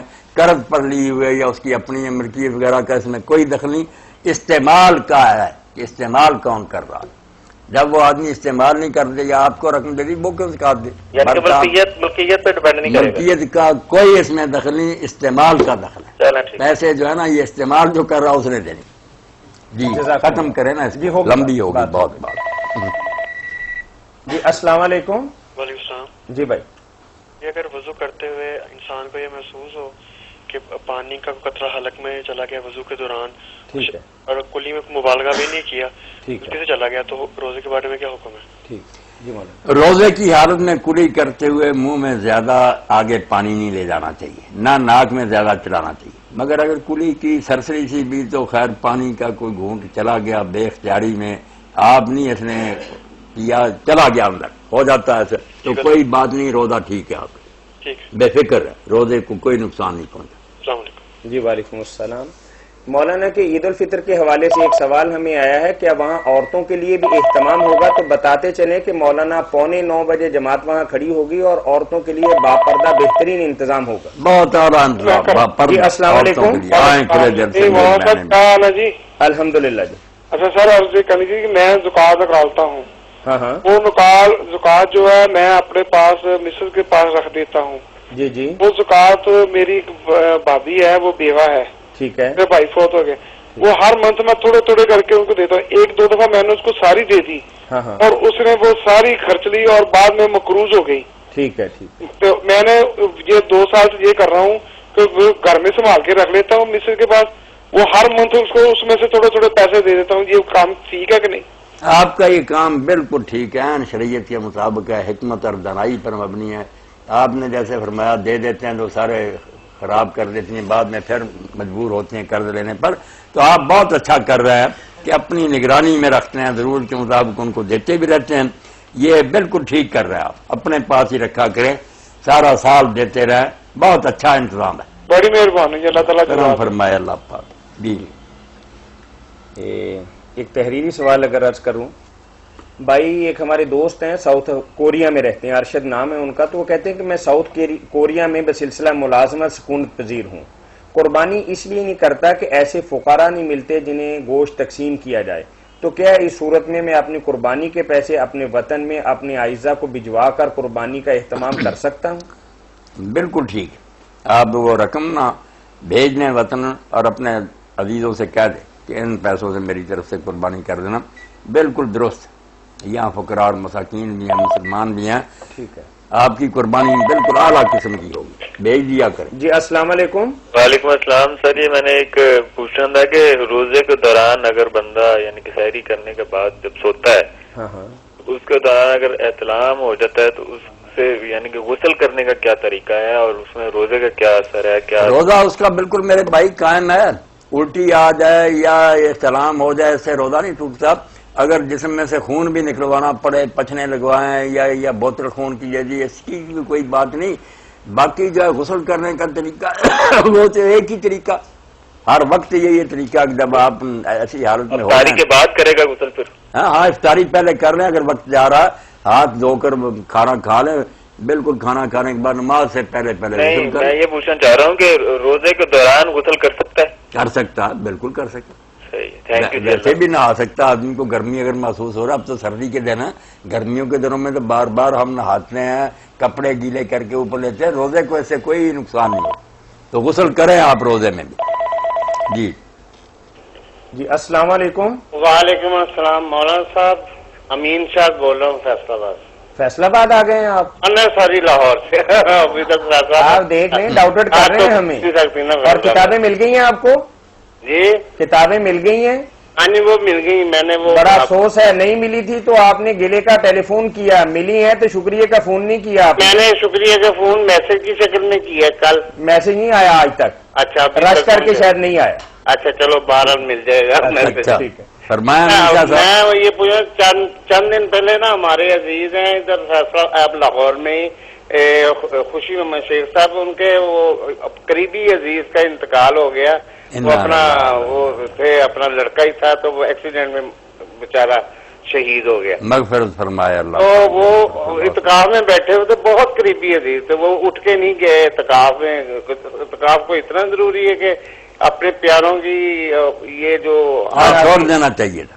جنازے میں یہ نہیں کوئی بات نہیں، اعتکاف چھوڑ کر چلے جاتے، جنازے میں شریک ہوتے. یہ میرے ذہن میں آئی. میں اب وہ بہت سے علماء تو جو ہے نا وہ امین شاہ صاحب ویسے بھی کہتے ہیں کہ جنازے میں جانا اور ایسے بیمار کی خبر اس سے کچھ نہیں بگڑتا. یہ تو عزیز ہیں ویسے بھی کہتے ہیں. امام بن حزم جیسے بھی کہتے ہیں نیکی کے لیے مسجد میں بیٹھا جائے، یہ باہر چلا جائے پھر کیا، نیکی کے کاموں کے لیے بند رہے. دوسرے کچھ کہتے ہیں بلا ضرورت نہ جائے، مگر ایسی ضرورت پڑ جائے تو چھوڑ دینا چاہیے. اعتکاف کیا بعد میں کر لیں یا چھوڑ بھی دے، نفلی نیکی. جنازہ ایسے اچھا اعتکاف کے معاملے میں یہ پوچھنا چاہوں گا، بعض لوگ کہتے ہیں 3 دن کا بھی اعتکاف ہوتا ہے یہ؟ ہاں، 1 دن کا بھی ہوتا ہے، اچھا اچھا، 1 رات کا 1 دن کا بھی ہو سکتا ہے۔ باقی وہ آخری رات کے متعلق جو جتنی احادیث آپ نے بیان فرمائی پہلے کے بھی فضیلت کے بارے میں جو کوئی ثابت نہیں، ظاہر ہے یہ عید کی رات کو جاگنے کے بارے میں جو نا کہ عبادت کی رات ہے، کوئی حدیث نہیں ثابت۔ بالکل صحیح ہے، بس اتنا ہی ہے۔ بہت شکریہ۔ اللہ تعالیٰ آپ کو اپنا صحت دے۔ جی ٹھیک، جی بارک اللہ فیک۔ مولانا یہ سوال ایک پڑھتا ہوں، اب پڑھ غیر ضروری بالوں کو کیا صرف استرا یعنی استحداد سے صاف کیا جا سکتا ہے یا مروجہ دور میں پائی جانے والی ہیئر ریموور کریم بھی اس کام کے لیے استعمال ہو سکتی ہے؟ کیا اس سلسلہ میں مردوں اور عورتوں کے لیے الگ الگ احکامات ہیں؟ بہت عمدہ سوال ہے، کیونکہ میں دیکھتا ہوں کہ عورتوں میں اس بارے میں بڑی غلط فہمی مشہور مولانا ہے۔ ہمارے پاس جو سوال آتے ہیں رواجی طور پر ہم نے دیکھا ہے کہ علماء کے پاس نہیں آتے، نہیں آتے، ہم دینی رسائل بھی دیکھتے ہیں کہ اس میں زیادہ سے زیادہ یہ ہوگا کہ پاؤں ملائیں گے، آمین کہیں گے، یا فلاں جگہ کھڑے ہو گئے تو کیا ہوگا، کچھ اس طرح کے مسائل آتے ہیں۔ یہ مسائل اگر ان کی طرف جائیں گے تو بہت کے بارے میں تو آپ ان کو بے خبر بھی پائیں گے، وہ اور جھگڑوں میں لڑتے ہیں، یہ ضرورت کی چیزیں پڑھتے ہی نہیں، توجہ ہی نہیں، ان کے علم کے مطابق ہی نہیں ہے کہ یہ بھی سیکھیں۔ تو یہ بالکل ٹھیک ہے بات ہے کہ اس طرح سے منہ وہ بھی کوئی بات نہیں، کوئی پاؤڈر ایجاد ہوا یا اور کوئی ایسی چیز ہے ریموور وغیرہ، اس سے بھی آپ صاف کر لیں، مرد و عورت سب کے لیے۔ عورتوں کے بارے میں یہ مشہور ہے کہ اگر وہ لوہا استعمال کریں گی ان کا جنازہ نہیں اٹھتا، جنازہ اتنا بھاری ہو جاتا ہے کہ اٹھایا نہیں جاتا، جہالت کی حد ہے۔ حالانکہ حضور علیہ السلام نے لفظی تستحد المغیبہ فرمایا کہ جس کا خاوند باہر رہا کافی دیر وہ اچانک نہ گھر آئے، اطلاع دے تاکہ وہ عورت غیر حاضری میں جو اس کے بال بڑھ گئے زیر ناف ان کو اس طرح سے لوہا تستحد المغیبہ لفظ حدیث کے لوہے سے صاف کرے۔ مگر جاہلوں میں یہ باتیں مشہور ہیں، میں نے خود سنی کہ نہیں عورت کا تو پھر جنازہ اتنا بھاری ہو جائے اٹھایا نہیں جاتا۔ کوئی بات نہیں، مرد ہو یا عورت بال دور کرنے ہیں جس طرح بھی ہو جائے۔ نہیں مولانا، مطلب میں نہیں پہلی دفعہ سن رہا ہوں، کیا عورتیں ہمارے معاشرے کے اندر اس کا استعمال کرتی؟ نہیں، اگر کرے اور جیسے یہ نکلا ہے بلیڈ وغیرہ اور ایسی چیزیں ہیں، ٹھیک ہے، سیفٹی بڑی محفوظ ہے، کوئی حرج نہیں۔ مسئلہ بتانا کہ کوئی دین میں اس کی میں نہیں حرج، بال دور کرنے جس طرح بھی ہو جائے۔ نہیں شاید ہمارے ہاں کچھ مسائل کے اندر اختلاف ہے کہ مردوں کے لیے کچھ گنجائشیں ہیں، عورتوں کے لیے کچھ پابندیاں نہیں ہیں، اس قطعاً کے نہیں، الٹ۔ میں نے تو کہا عورتوں کے لیے لفظ جی السلام لوہے علیکم۔ کا استعمال کیا۔ جی السلام علیکم۔ چلیں اچھا، ان جکڑ بندیوں سے بہنوں کو آزاد کریں، جعلی مسئلوں میں نا جکڑا ہوا عورتوں کیوں ایسی باتیں کرتے ہیں جو دین میں نہیں ہے۔ جی السلام علیکم۔ جی السلام علیکم۔ نہیں بول رہا۔ اصل میں ہمارے ہاں پرابلم یہ ہے کہ دو سسٹم جب ایک ہونے کی کوشش کرتے ہیں تو خرابی پیدا ہوتی ہے۔ جی السلام علیکم۔ یعنی موبائل کی کال جب پی ٹی سی ایل پہ آتی ہے تو کوئی بہت بہتر رزلٹ نہیں نکلتے، اور پی ٹی سی ایل کی کال موبائل پہ جاتی ہے تو رزلٹ قطعاً خراب نہیں ہوتے۔ کچھ اس کا حل کریں، یہ وقت یہ ہی تو ضائع بڑی ہو بڑی رہا، کمپنیاں کریں گی نا۔ ضائع ہی ہو رہا وقت۔ جی ٹھیک ہے مولانا، چلیں۔ جی ایک آدمی کہتے ہیں کہ امام صاحب نے نماز پڑھائی تو امام صاحب کو شبہ تھا کہ شاید اس کے کپڑوں پر نا گندگی لگی ہوئی ہے، لیکن نماز پڑھاتے رہے۔ نماز پڑھانے کے بعد جب لوگ چلے گئے تو انہوں نے چپ کے دیکھا تو واقعی وہاں گندگی لگی ہوئی تھی، تو انہوں نے تو اٹھ کے گندگی کو صاف کیا اور اپنی نماز پڑھ لی۔ اب مقتدیوں کے لیے کیا حکم؟ بہت برا کیا، جب انہیں یہ یقین ہو گیا تھا، یہ شک ہو گیا تھا کہ میرا لباس پاک نہیں ہے، تو اسی وقت وہ چیک کرتے، اور اگر ناپاک نظر آتا نماز ختم کر دیتے یا کسی اور کو آگے کر دیتے، آپ جا کر کپڑا صاف کرتے۔ یہ تو ایسے ہی جب مجھے پتا چلا میرا وضو نہیں رہا، اب میں شرم کی وجہ سے پڑھاتا ہی رہوں کہ کیوں میں جاؤں، کتنی بری بات۔ اس سے تو اندیشہ ہے، علماء کہتے ہیں کہ وہ نماز نہ پڑھنا گناہ تھا، اس طرح پڑھنا تو کافر کر دیتا آدمی، کہ تم نے توہین کی بات کی کہ با وضو پڑھنے کا حکم اور بے وضو پڑھ دے۔ جی السلام علیکم۔ السلام علیکم جی۔ جی وعلیکم السلام ورحمۃ اللہ۔ زکوٰۃ کے بارے میں پوچھنا تھا کہ میں ایک کاروباری آدمی ہوں، میرے ساتھ بہت سارے انویسٹر بھی ہیں۔ جی جی، تو جو انویسٹر ہیں ان کی زکوٰۃ ہم نے نکالنی ہوتی ہے یا انہوں نے نکالنی ہوتی ہے؟ مولانا آپ کا یہ کاروبار کس کے انہوں نے اپنے حصے ڈال کر یہ آپ نے پھر مشترکہ ہی سارا کام کر لیا سارا مشترکہ کام کرتے ہیں اور سال بعد جو بھی منافع آتا ہے نا وہ جتنی انویسٹمنٹ جس کی ہوتی ہے نا اور نسبت سے تقسیم کر دیں. اس کا یہی کریں کہ سارا جو ہے نا سرمایہ کمپنی کا اس پر زکات اکٹھی دے دیں. اچھا اس کے اکٹھی دے دیں ان سے جو ہے نا ان کے پھر وہ سرمایہ کی نسبت سے اتنی نا کاٹ لیں دے دیں اکٹھی. وہ حصے داروں کو دے دیں وہ اپنے طور پہ تقسیم کر دیں وہ کریں یا یہ نگران کر دے کوئی بات نہیں. جبکہ ان کے بھی رشتہ دار عزیز و اقارب ہوں گے اور ان کے پاس نہیں وہ تو ظاہر بات ہے کہ ایسا ظلم تو نہیں کریں گے. ان سے بھی مشورہ لیں گے کہ کسی کا مجھ سے کیا بتاؤ آخر تقسیم کرتے وقت کمپنی جو ہے پوری طرح مشورہ کریں گے مگر حساب کا طریقہ یہی کہ سارا سرمایہ جو ہے نا اکٹھا ہی اس کا اکٹھا حساب کر کے آپ دے دیں. دوسرا مولانا بہت سارے ہم نے مطلب لوگوں سے ادھار لیا ہوتا ہے بہت سارے لوگوں کو ادھار دیا ہوتا ہے تو اس کا تو نہیں نا اس میں کوئی نہیں اس کا یہی ہے صاف حال ہے کہ جو آپ نے ادھار دیا اس کی زکات نہیں دینی آپ جو آپ نے لیا ہوا نا اس کی دینی ہے. جس سرمایہ کو آپ برت رہے ہیں نا جو برتتا ہے اس نے ہی واجبات ادا کرنے ہیں زکات وغیرہ. اچھا جی بارک اللہ. جی مولانا آپ نے بتا دیا کہ اس کو اسی وقت اس نے تو اپنی نماز دہرا لی مولانا. اب جو باقی لوگ چلے گئے ہیں نہیں ان کی سب کی ٹھیک. یہ بھی مسئلہ معلوم ہونا چاہیے اگر کسی وقت. جی السلام علیکم. وعلیکم السلام. جی بھائی فرمائیے. جی میں اکرم بول رہا ہوں مقبول روڈ سے. جی فرمائیے. میرا سوال یہ ہے کہ مولانا صاحب سے یہ فرض اور سنتوں کی کیسے نیت کی جاتی ہے کوئی علیحدہ علیحدہ ہوتی ہے کوئی؟ بہت اچھا سوال. کی جاتی ہے کوئی عید کی نیت پوچھتا ہے امام بتاتے ہیں کوئی جنازے کی. آپ ذرا سن لیں کہ نیت بھی کوئی ایسی بات ہے جو کی جاتی ہے کہ منہ سے کہنا کہ میں نے نیت کی نماز کی عید الفطر پڑھوں گا تکبیر یہ سب دین کے خلاف باتیں ہیں. اللہ کے رسول علیہ السلام نے ساری زندگی منہ سے ایک مرتبہ نہیں کہا کہ میں نے نیت کی میں نے زور پڑھنی اثر پڑھنی. صحابہ نے نہیں پڑھا اماموں نے نہیں پڑھا. یہ بدعت ایجاد ہوئی تو مجاز الفسانی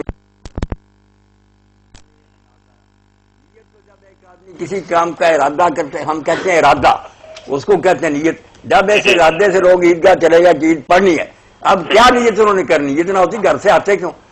اب لوگ جو میری بات سننے کے لیے آئے ہیں اس کو کہہ رہے ہیں ان کی نیت تھی کہ مولانا کی بات سنیں گی یا ارادہ کہہ لے یہاں بیٹھ کر وہ کہتے میں نے نیت کیا کہ میں 1 گھنٹہ بیٹھوں گا مولانا کی بات سنوں گا. نیت دل کے ارادے کو کہتے ہیں اس کا زبان سے کوئی چل نہیں. جو زبان سے کرنے کے کام ہے نا کہ پھر اللہ اکبر کہو نماز شروع کرو اس سے پہلے اللہ کے رسول نے ایک لفظ نہیں کبھی بولا. یہ سب چھوڑ دیں. جنازے کے ساتھ آپ جا رہے ہیں جنازہ پڑھنے کی نیت نہیں ہوئی ابھی آپ کا ارادہ نہ ہوتا نیت کیا جب بندہ اٹھ کے چلا جاتا تو اس کا مطلب وہ ارادہ کر کے اٹھا. ہاں ارادہ کوئی نیت کہتے ہیں. باقی علم ہونا چاہیے بات ضروری ہے کہ آدمی کو علم ہونا چاہیے. پوچھے کون سی نماز پڑھی فوراً دریک بتا دیں میں نے اثر دوست یہ میں نے زور پڑھی اس کو کہتے ہیں نیت. دوست پوچھے کہ نیت مطلب کوئی الفاظ کو علیحدہ علیحدہ ادا کرنا یا وہی جو میں کہہ رہا ہوں کہ الفاظ کا ذکر ہی نہیں کرنا. الفاظ بالکل چھوڑ دیں آپ دل میں طے کریں کہ زور پڑھنے کے لیے جا رہا ہوں یہ اب میں اس کی سنتیں پڑھ رہا ہوں. وہ بھی کہنے کی بات نہیں صرف اتنا کہ میں پوچھوں کیا پڑھا آپ نے کہا میں نے زور کی سنتیں پڑھی اب میں نے زور کے فرض پڑھے. واقفیت ہونی چاہیے منہ سے یہ کلمے نہیں کہنے. کہیں دین میں نہیں آئی بالکل جعلی ہے. ایک ضعیف روایت بھی نہیں کہ منہ سے کہیں کیوں کہ چل کر آئے ہیں عیدگاہ میں حاضر ابھی عید کی نیت نہیں ہوئی. ٹھیک ہے جزاکم اللہ خیر. مولانا ایک بھائی کہتے ہیں کہ میں مقروض بھی ہوں اور حج کا شوق بھی رکھتا ہوں کچھ گنجائش بھی میرے پاس ہے اب میرے لیے کیا حکم ہے کہ حج کے لیے پیسے جمع کراؤں یا قرض ادا کروں. قرض ادا کریں. جی السلام علیکم. قرض ادا کریں بھائی. حج کا شوق اللہ آپ کا جو ہے نا قبول فرمایا اور اس پر انشاءاللہ اللہ نے حج لکھ لیا. آپ کا شوق کی وجہ سے لکھا گیا جا سکے یا نہیں. بندوں کا قرض ہیں. اللہ کے رسول علیہ السلام فرماتے ہیں میت اپنی قبر میں لٹکا رہتا پینڈنگ جب تک اس کا قرض نہ ادا ہو. قرض جب تک ادا نہیں ہوتا پھنسا رہتا. سارے قرضہ نہیں معاف. السلام علیکم. چھوٹی بات ورحمۃ اللہ. سب سے پہلے طاہر صاحب آپ کو اور مولانا صاحب کو اس پروگرام کی کامیابی پر بہت بہت مبارکباد اور اللہ اس کاوش کو قبول فرمائے. جزاکم اللہ تعالی خیر. سر سوال یہ تھا کہ ابھی میرے بھائی نے سوال کیا تھا کہ میں نے کسی سے قرض لیا ہے اور وہ کاروبار کر رہا ہے کہ اس پر زکوٰۃ لگتی ہے کہ نہیں. وہ میری ملکیت نہیں ہے پیسے. ہاں ہاں. تو ابھی یہ عالم حیدر محمد آباد میں نام تو لینا مناسب نہیں ہے، تو مولانا صاحب نے کہا تھا کہ لگتی ہے زکوٰۃ، لگتی، تو انہوں نے کہا تھا کہ نہیں اس پر زکوٰۃ نہیں لگتی کیونکہ یہ تمہاری ملکیت نہیں ہے، کسی سے قرض لیے ہیں تم نے. تو یہ وضاحت کرنے کس کی بات ہے؟ میرے بھائی بہت لمبا چوڑا قرض کے بارے میں کیا بیان کروں، وہ دفتر کھولوں. قرض کی قسمیں کی ہیں، یہ دین قوی ہے، یہ دین متوسط ہے، یہ دین ضعیف ہے. اپنی طرف سے دین بنایا ہوا ہے. اللہ کے دین نے کہیں بات نہیں کی کہ یہ کس کی ملکیت یہ کس کی نہیں. وہاں سیدھی بات ہے کہ جو کسی رقم کو برت رہا اور اس سے نفع اٹھا رہا اس نے زکوٰۃ ادا کرنی. اپنے ہیں یہ قرض کے لیے، اگر بچنا چاہتا نہیں دینا چاہتا تو مہینہ آنے سے پہلے قرض لوٹا دے. برت رہا ہے اور جب 2.5% اللہ کا حکم آتا تو بہانے بناتا کہ قرض. کوئی قرض مستثنا نہیں ہے. قرض پہ لی ہوئی رقم پر بھی آپ کو دینا پڑے گا. جو آپ نے لینا ہے اس کی آپ زکوٰۃ نہیں دیں گے. جو ابھی نہیں نا پیسے آپ کے ہاتھ میں نہیں دیں گے، لاکھوں کروڑوں میں وہ نہیں، جو آپ کے دستے تصرف میں ہاتھ میں ہے کہ آپ جب چاہے بڑھ سکتے ہیں، صرف اس پر مال پر زکوٰۃ. بات واضح ہو گئی. جی طاہر صاحب، لیکن میں یہ ایک بات کہے بغیر نہیں بند کروں گا کہ مولانا صاحب ان اندھیر راتوں میں چراغ ہیں. ماشاء اللہ ان کی عمر میں برکت. اس کے حوالے بھی باقاعدہ لوگ فوٹو شیئر کرا کے میرے بھائی لے گئے. پوری فصل میں نے ابن حزم کی فوٹو شیئر کرا دی کہ قرض کے بارے میں یار سیدھا سا مسئلہ، جو برت رہا ہے وہ اس کی زکوٰۃ دے گا. مولانا دیکھیں، ایک آدمی کسی کو 2 لاکھ روپے قرض حسنہ دیتا ہے اور وہ 1.5 سال 2 سال استعمال بھی کرتا ہے. یہ آدمی نئے سرے سے زکوٰۃ کی چٹی بھی ادا کرے اور وہ جو نیکی کما رہا ہے وہ بھی کرے. یہی کہتے ہیں کہ جس نے قرض دیا نا یہی زکوٰۃ دے گا. برت بو رہا ہے یہ مفت میں زکوٰۃ دے گا.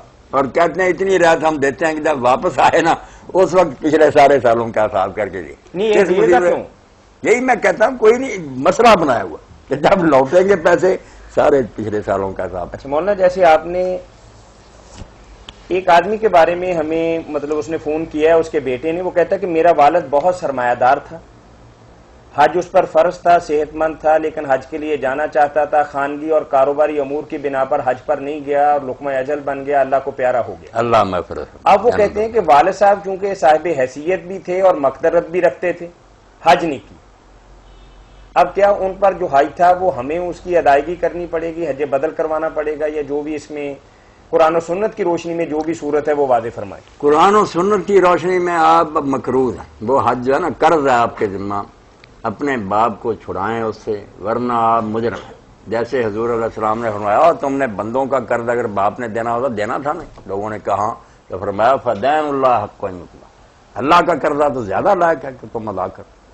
اور آپ صرف سرمایہ نہ سنبھالے، باپ کے یہ واجبات ادا کرے. حج جو ہے نا اس کی طرف سے کرے، ورنہ وہ بھی بیچارہ پھنسا ہو، یہ بھی مجرم کہ اپنے باپ کو رہا نہیں کراتے. جی السلام علیکم. وعلیکم السلام. جی بھائی. مولانا میرا آپ سے ایک سوال ہے کہ جب ہم درود شریف میں پڑھتے ہیں کہ والا آل ابراہیم انکا حمید مجید،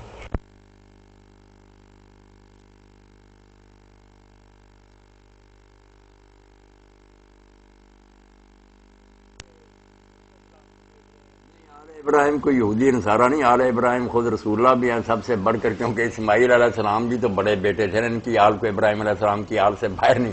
اور آل اسماعیل کی ہو یا اسحاق کی ہو، اگر وہ نائل ہوگی اپنی بد کرداری کی وجہ سے کوئی درود نہیں ہوتا. اس لیے جو سمجھتے نا کہ آل محمد میں سب کنجر آ گئے، بے شک وہ شراب پیئیں، کوئی بات نہیں. اللہ کے رسول علیہ السلام کا بیٹا تھا نوح علیہ السلام کا، انہوں نے کہا اللہ میرا بیٹا فرمایا نہیں، انہ لیس من علی، میں نہیں اس کو تیرے گھر والوں مانتا، ان عمل صالح غیر صالح، کام اس کے گندے. اس لیے پیغمبر کا اپنا بیٹا پشت سے مردود ہوگا، کوئی نسب کو نہیں دیکھا جاتا.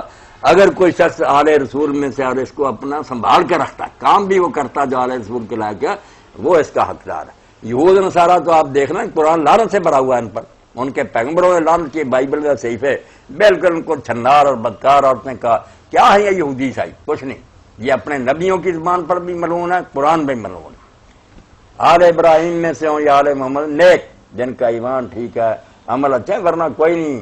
درود شریف اتنا سستا نہیں ہے کہ وہ حرام زادوں اور بدماشوں تک جائے، بالکل نہیں. نیکوں کا حصہ. اس میں ہم مولانا اس میں ہم جو ہے نا وہ حضور اکرم صلی اللہ علیہ وسلم پر یا اسماعیل کی اولاد پہ تو دودھ بھیج ہی رہے ہیں، لیکن یہ ساتھ جو ہم نتھی کر رہے ہیں اس میں جو ہے وہ نہیں، اس میں بھیج نہیں. آپ کو میرے بھائی سوچنا چاہیے، اس میں بھیج نہیں رہے. اب آل ابراہیم پر کوئی ہم درود بھیج رہے، حوالہ دے رہے ہیں ماضی کا کہ جیسے تو نے ابراہیم اور اس کی آل پر رحمتیں کی تھی، رسول اللہ اور اس کی آل پر رحمت کر. دعا تو صرف حضور اور آپ کی آل کے لیے. کوئی ابراہیم کیا وہ پچھلا دے رہا ہے واقعہ ماضی کا کہ تو نے ان پر رحمتیں کی تھی, اسی طرح کی رحمتیں حضور پر فرما. اب تو نہیں کہہ رہے کہ اس آل ابراہیم ساری کو عبارت تو پڑھے نا, کما صلیت ماضی جیسے تو نے درود بھیجا تھا, اب نہیں ان پر بھیجنا صلی رحمت بھیج حضور پر ان کی حال. جی السلام علیکم. وعلیکم السلام. جی بھائی ہلو, ٹیلی ویژن کی آواز کچھ کم کریں. ہلو جی اپنے ٹیلی ویژن کی آواز کچھ کم کریں. ہلو. جی بھائی سن رہے ہیں آپ کی بات, ہماری بھی سنیں نا آپ.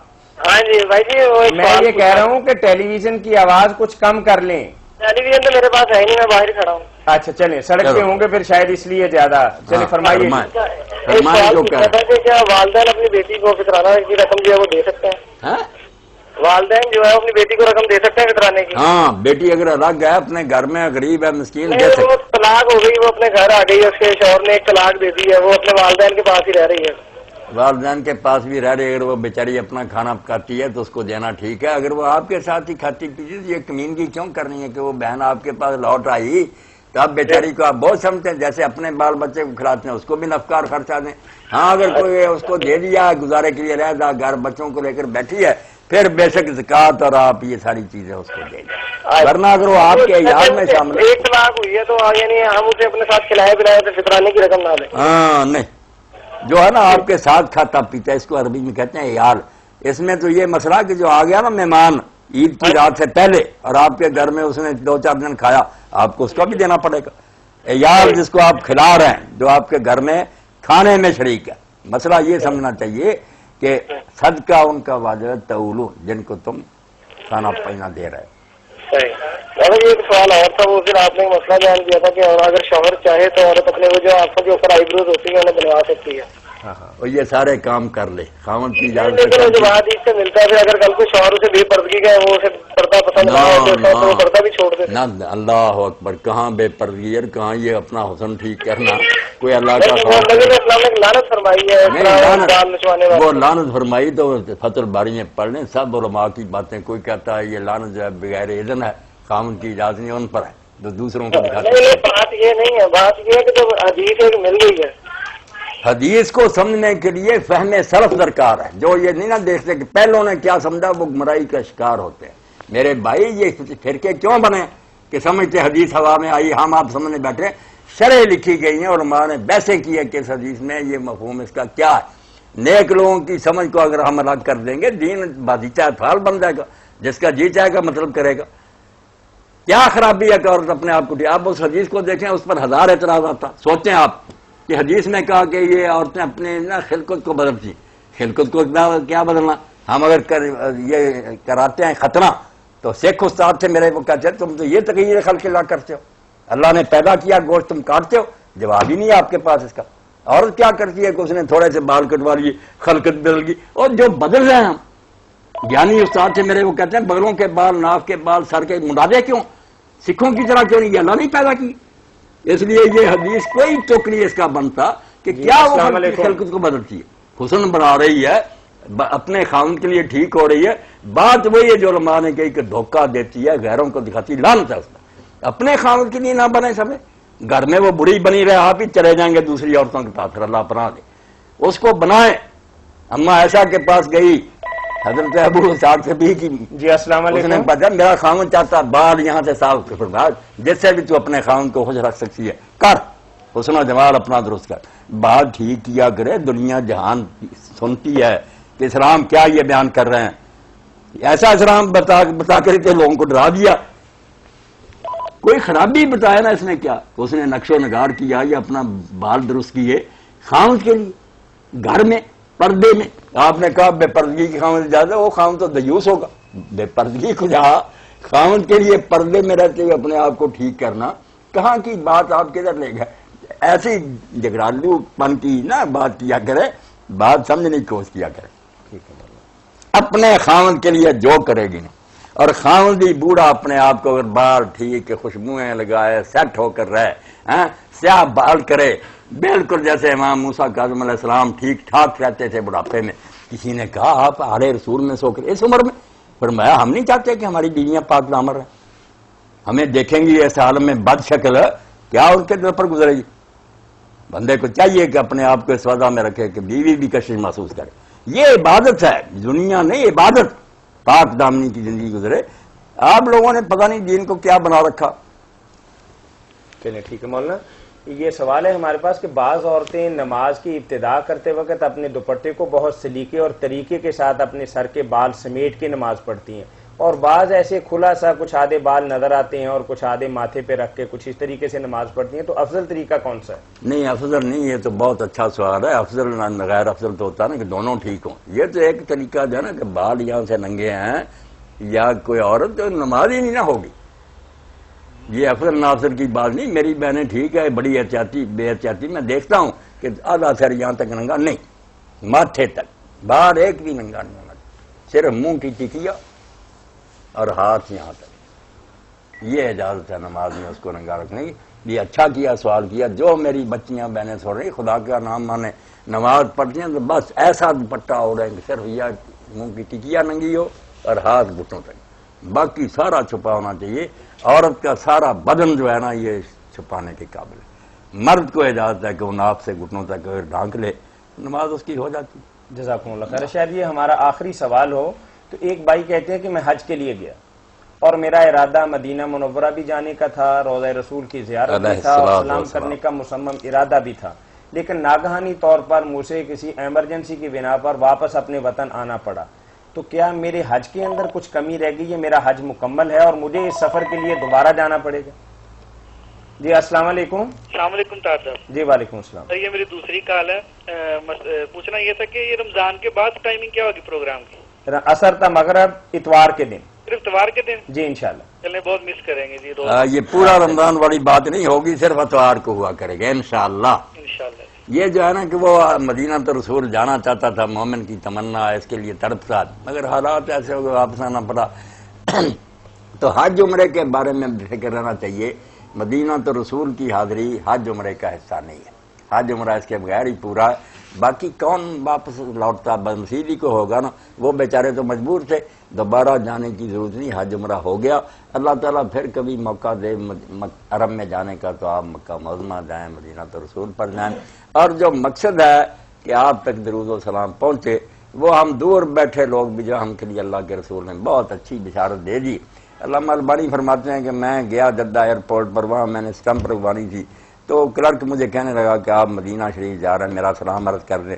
تو البانی صاحب نے کہا بھائی آپ میرے دن میں ایک ایسی بات لگا رہے ہیں جو شاید میں نہ بات مجھے یاد نہ رہے، آپ ابھی سلام کہنا. حدیث سنائی کہ انا للہ ملائکۃ سیاحین فی الارض، اللہ کے فرشتوں کی ایک جماعت صرف اس لیے زمین میں گشت کر رہی ہے یبلغونی من امتی السلام، میری امت سلام کا ہے.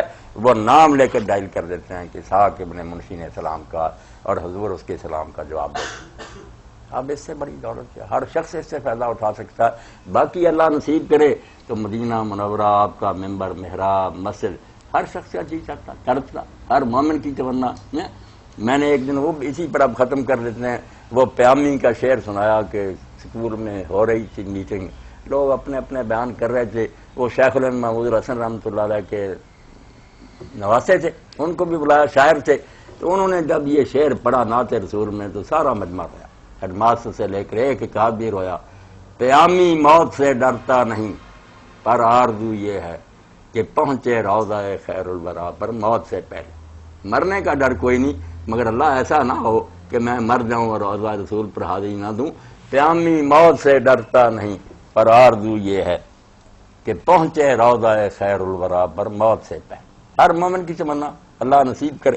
جزاکم اللہ خیر. اس خوبصورت جواب کے ساتھ ہی کہ اللہ تعالی ہم سب کو روضہ رسول کی حاضری کی توفیق عطا فرمائے. یہی ہمارے ایمان و دین کا حصہ ہے. ایمان و دین کا ہم شکر گزار ہیں مفتی اعظم پاکستان اللہ کے رسول کی محبت کے علاوہ دین کوئی چیز نہیں. دین کا خلاصہ یہ حب رسول، جو آپ کے سوالات کے جوابات مرحمت فرما رہے تھے. اور ہم خصوصی شکر گزار ہیں گلیکسی کیبل نیٹ ورک کے کہ جن کی محبت اور تعاون کے باعث اللہ نے یہ پروگرام ہر روز عصر تا مغرب براہ راست آپ کی خدمت میں پیش کرتے رہے. دینی مسائل کا یہ پروگرام، قرآن و سنت کی رہنمائی کا یہ سلسلہ رمضان المبارک کے بعد بھی انشاءاللہ جاری و ساری رہے گا. ہمارے اوقات عصر تا مغرب، لیکن اتوار کے دن آپ ہمیں کال کیجئے. کال کرنے کے لیے ہمارا ٹول فری نمبر ہے 08001117777۔ اس کے ساتھ ہی ہمارا پروگرام تو اختتام پذیر ہوگا، لیکن پروگرام ختم کرنے سے پہلے ہم اپنے شیخ، مرشد اور استاد اور مفتی اعظم پاکستان محترم مولانا محمد اسحاق مدہ ذلہ العالی سے چاہیں گے کہ اجتماعی دعا کروائیں کہ بے شمار لوگوں نے ہمیں بیماروں کی صحتیابی کے لیے، تنگ دستوں کی پریشانی کی دوری کے لیے اور ملک پاکستان کی سلامتی اور اس پر منڈلانے والے خطرات کے بگانے کے لیے اللہ سے دعا کرنے کے حوالے سے انہوں نے کہا ہے۔ پروگرام کا وقت اختتام پذیر ہوتا ہے۔ میاں طاہر کو رمضان کے بعد اتوار تک کے لیے اجازت دیجیے، اس اپنے پن کے ساتھ کہ اپنی محبت بھری دعاؤں کے اندر آپ ہم سب کو، خاص طور پر اس پروگرام کے اندر وہ خفیہ ہاتھ جو آپ کو نظر نہیں آتے، یہ دو آدمی تو آپ کو نظر آتے ہیں، لیکن ہمارے بھائی شفیق الرحمان مغل اور ہمارے بھائی سہیل اقبال اور ہمارے بھائی عبدالرؤوف صاحب اور دیگر بے شمار لوگ سب کو، اور آج تو الحمدللہ ہماری خوش نصیبی کی بات ہے کہ ہمارے ہاں وہ بہت ہی محترم ہستیاں کہ جن کے خاص تعاون اور محبت کے باعث ہمیں ٹول فری نمبر ملا تھا اور اتنا خوبصورت نمبر ملا تھا۔ آج ہماری خوش بختی اور سعادت ہے کہ وہ بھائی حاجی الیاس صاحب اور قذافی صاحب اور دیگر احباب ہماری اس مبارک مجلس کے اندر شریک ہیں۔ ہم ان سب کے لیے خاص طور پر گلیکسی کیبل نیٹ ورک، مولانا اور دیگر صاحب احباب کے لیے دعا ہے کہ اللہ تعالیٰ ان کے والدین کے اندر برکت عطا فرمائے اور اللہ تعالیٰ اس کا اجر عظیم انہیں عطا فرمائے۔ مولانا دعا پروگرام اور رمضان مبارک بھی شاید ختم ہو جائے تو دعا کرنی چاہیے۔ دعا مومن کی سب سے بڑی دولت ہے، سرمایہ۔ الحمدللہ رب العالمین والصلاة والسلام علی رسولہ الکریم سیدنا و نبینا و مولانا محمد و آلہ و اصحابہ اجمعین۔ اللہم اقسم لنا من خشیتک ما تحول به بیننا و بین معاصیک ومن طاعتک ما تبلغنا به جنتک ومن الیقین ما تهون به علینا مصیبات الدنیا ومتعنا باسماعنا وابصارنا وقوتنا ما احییتنا واجعله الوارث منا واجعل ثأرنا على من ظلمنا وانصرنا على من عادانا ولا تجعل الدنيا اکبر همنا ولا مبلغ علمنا ولا تسلط علينا بذنوبنا من لا يرحمنا ربنا اغفر لي ولوالدي وللمؤمنين يوم يقوم الحساب اللهم اغفر للمؤمنين والمؤمنات والمسلمين والمسلمات الأحياء منهم والأموات اذهب الباس رب الناس واشف أنت الشافي لا شفاء الا شفاءك شفاء لا يغادر سقما اللهم اشف كل مريض اللهم رد كل غريب اللهم اقض دين كل مدين یا قاضی الحاجات اقض حاجاتنا وحاجات المسلمین یا قاضی الحاجات اقض حاجاتنا وحاجات المسلمین یا حی یا قیوم برحمتک نستغیث اصلح لنا شأننا کلہ ولا تکلنا الی انفسنا طرفۃ عین ربنا هب لنا من ازواجنا وذریاتنا قرۃ اعین واجعلنا للمتقین اماما ربنا آتنا فی الدنیا حسنۃ وفی الآخرۃ حسنۃ وقنا عذاب النار ربنا افرغ علینا صبرا وثبت اقدامنا وانصرنا علی القوم الکافرین ربنا لا تجعلنا فتنة للقوم الظالمین ونجنا برحمتک من القوم الکافرین اللهم انصر الاسلام والمسلمین واخذل الکفرة والمشرکین اللهم انا نجعلك في نحورهم ونعوذ بك من شرورهم اللهم استر عوراتنا وآمن رواتنا ربنا هب لنا من لدنك ذرية طيبة إنك سميع الدعاء اللهم اكفنا بحلالك عن حرامك واغننا بفضلك من سواك اللهم ارزقنا طيبا واستعملنا صالحا وصلى الله تعالى على عبد الله ورسوله خاتم النبيين سیدنا و نبینا و مولانا محمد و آلہ و اصحابہ اجمعین آمین یا رب العالمین۔ سب عالم اسلام کے لیے اللہ تعالیٰ مبارک کرے۔ بتاتے چلیں کہ مولانا محمد اسحاق مدہ ذلہ العالی جب بھی عید ہوگی الفتح گراؤنڈ سلیمی چوک میں 8:45 بجے امامت کی نماز ہوگی اور وہاں عورتوں کے لیے باپردہ انتظام ہے اور بہنیں بھی وہاں تشریف لائیں اور بر وقت آئیں۔ مختصر ترین خطبہ مولانا وہاں ارشاد فرماتے ہیں۔ جزاکم اللہ خیرا۔